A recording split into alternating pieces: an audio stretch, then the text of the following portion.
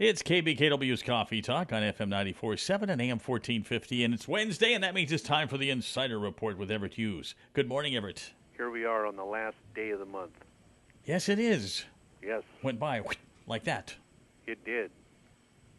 So what do you want to talk about today? Well, I got a question for you. Okay. Have you ever heard of the National Taxpayer Advocate? No. Is this some sort of political office or something? No. What this is, allegedly, is the taxpayer's representative. Now, when you say allegedly, what does that mean? It sounds Well, like he's... it literally exists. Uh-huh.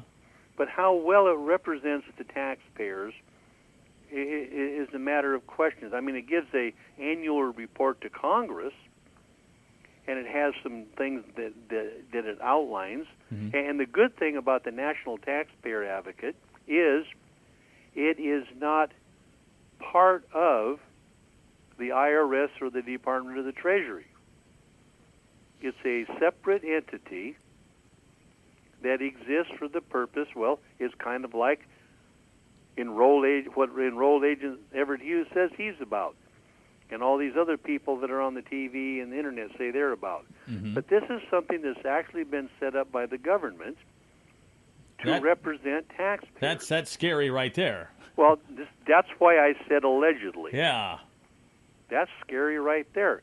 Now, what's even more scary is I've heard of this group, and I've worked with them kind of over the years.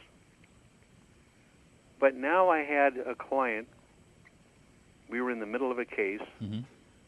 and his wife, who had worked in Washington, D.C., says, "Oh, no, all you have to do is I'll get a hold of your congressman, and the congressman will take care of it." So that's what they did. They got a hold of their elected official to take care of the citizen's tax problem.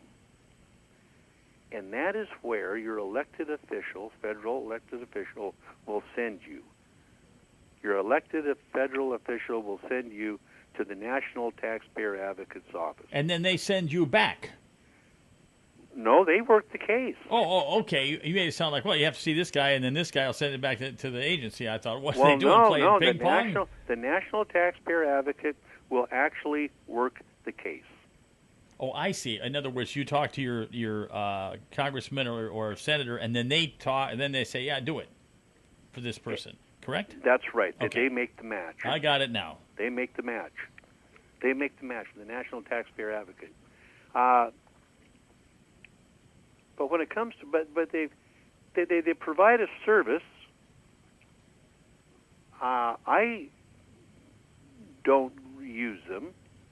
But if somebody doesn't want to call their local CPA, enrolled agent, or attorney, and they're having IRS problems, the National Taxpayer Advocate might be able to do something for you. And if that doesn't work, then call me. But it's due. The report is due the 30th of every year. And here's what it does. The National Taxpayer Advocate sends the report to the Committee on Ways and Means of the House of Representatives and the Senate Committee on Finance. It sends their annual report as to what they think the issues are. Mm-hmm. And here's what it doesn't do. The Commissioner of the IRS, the Secretary of the Treasury, and the Oversight Board do not have prior review or comment on the report that the National Taxpayer Advocate sends to Congress. So they can't edit it. They don't even get to see it until after it's been submitted to Congress. So that's one way to make sure that the information is not tinkered with. Well, but that's good. Yes. So, because I get a lot of things that, I've got to get paid for what I do, and it's not that complicated of a deal. So the Taxpayer Advocate would be a good place to go if people didn't want to call a local individual. But if you want to call you, because we're almost out of time, 533-4131, or go to the website. That's right. Now, here's what the director of the National Taxpayer, Nina Olson, had to say. Today, the IRS is an institution in crisis. In my view, however, the real crisis is not the one generating headlines.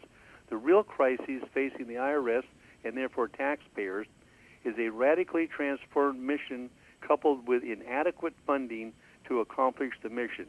As a consequence of this crisis, the IRS gives limited consideration to taxpayer rights or fundamental tax administration principles as it struggles to get its job done. In other words, the head of the Taxpayer Advocate says the IRS is just not doing the job when it comes to taxpayers' rights. All right, that doesn't say that says it all. Well, we're going to have to wrap things up.